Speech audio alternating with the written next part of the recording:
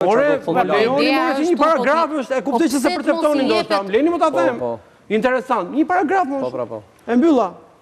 Saliani, po them, po synoj ti marrë karikën Berishës, mund ta fitoj karikën, që unë shikoj Saliani nuk ka thënë që synoj. Po lejmë ta mbyll arsyetimin o Holandë, se mbien keq se s'po ka kuptim. Do ta mbyll, okay. Është në rrugën e drejtë shumë mirë Saliani. Unë po dua të them, shumica e demokratëve që ta dalin sondazhe që diskutojmë me studio ke Koli, kanë hikur nga Partia Demokratike. Dhe është një hambar shumë i madh votash. Saliani këtë rast do synoje të zhgënjyrit, pa kënaqur Partitë Demokratike, apo karikën, logon edhe godinën e Partisë Demokratike. Unë gjykoj që nëse Saliani synoi të dytën, pra godinën, logon dhe koltukën e zotit Berisha, e ka humbur bazën. Qofse ai do synoj bazën e Partisë Demokratike, le ta gëzoj logon edhe karikën e Partisë Demokratike dhe gjithë deputetët mbledhin do themi dikur na ishte një Parti Demokratike e drejtuar nga zoti Berisha. Këtu po përpiqem të them. Shansi nuk i jepet. Jo, brenda, e para herë që duhet i jepet, ajo parti duhet i jepte shansin. Duhet i jepte shansin, e para, sepse nuk kemi nga ta kuptojmë nëse zoti Saliani për shembull synon vetëm logo, ta instrumentalizoj një farë mënyrë. Apo do të krijoj emër dhe të synoj jashtë. Ai në studio para disa ditësh thoshte që dua të nxis një frym. Pra dhe kjo frym atje një lloj mënyrë dhe frym bashkimi. Dhe çfarë ndodhi? Tërheqja e zotit Kalaja ishte fakti që këta nuk duan të instrumentalizohen, pra duan të bëjnë pjesë e një fryme të re, por nuk duan të duken si vegël e dikujt, se kanë edhe egot personale të gjithëve, nuk bëjnë dot një unifikim të tërës, dhe këtu mendojnë që e kanë problemin. Dhe të rinjt, dhe ata që marrin iniciativa, dhe nuk ka pse të quhet instrumentalizim, në momentin kur ti bëhesh pjesë e një lëvizje që mendon që është e drejtë dhe ka ardhur ndoshta koha brenda Partisë Demokratike. Koha jo vetëm ka ardhur, por ka kaluar disa herë. Problemi është se ne nuk arrim të kuptojmë janë dhe pak frikacakoli, domethënë në politik, nëse ke guxim dhe nëse ky guxim ty nuk të çon përpara. Jo, janë pak frikacak. Janë frikacak. Janë shumë frikacak.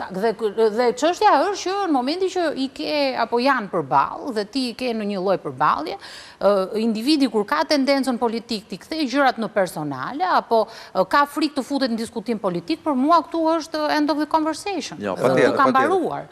Kështu që ti nëse do të bësh përpara, mendoj që në politik duhet të kesh guxim me para.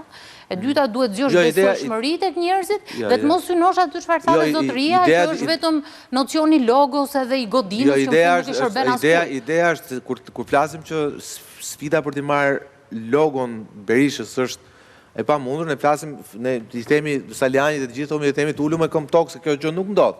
Për real politika kjo është, ti ke përballë një përbindërsh, një kafshë politike, si Zozi Berisha, cilin ti nuk e mund... Ka një pronë të ti që si jam e pronë? Jo, po e provun në gjitha mënyrat, mund t'i marrësh klientelën, po e pronën. Unë e kam dëgjuar.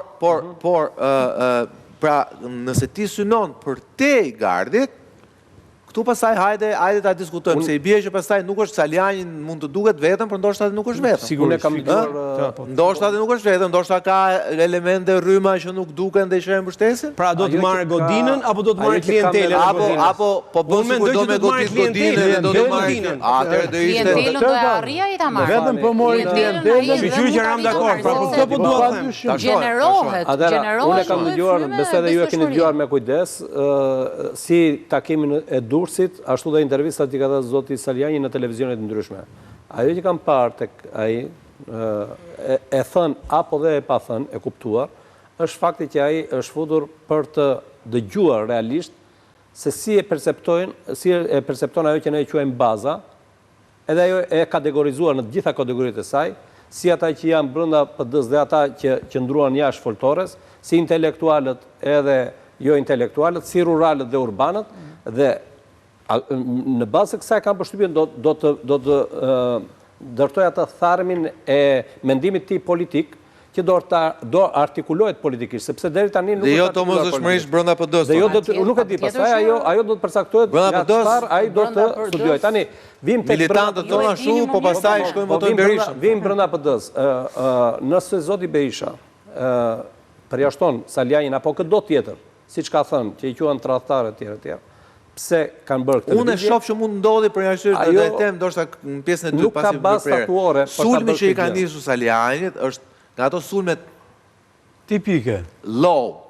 Ke parasysh below belt tonë angleze, pra poshtë rripit. Pra i kam përmend të dashurën, i kam përmend që ti ke je fut në burgen, je për shok me burgaçi.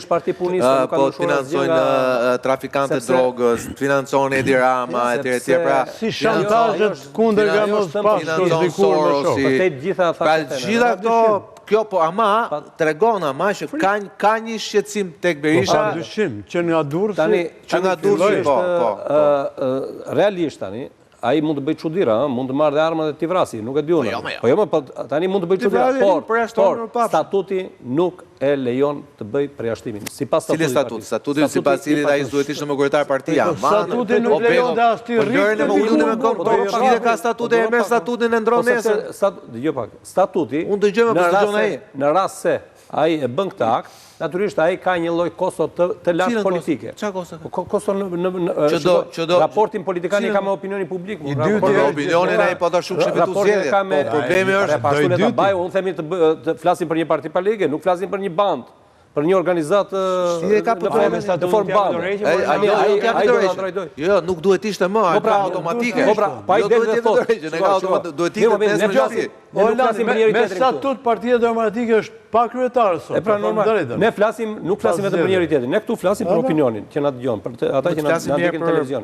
Ata që na ndjekin në televizor duhet të kuptojnë një gjë, që kur del Sali Berisha dhe thotë, i përmend Ervin Salianit statutin, jo vetëm Ervin Salianit, por të gjithë atyre që e ndjekin Ervin Salianin, Sali Berisha është në gabim, që ta dinë ata që na dëgjojnë.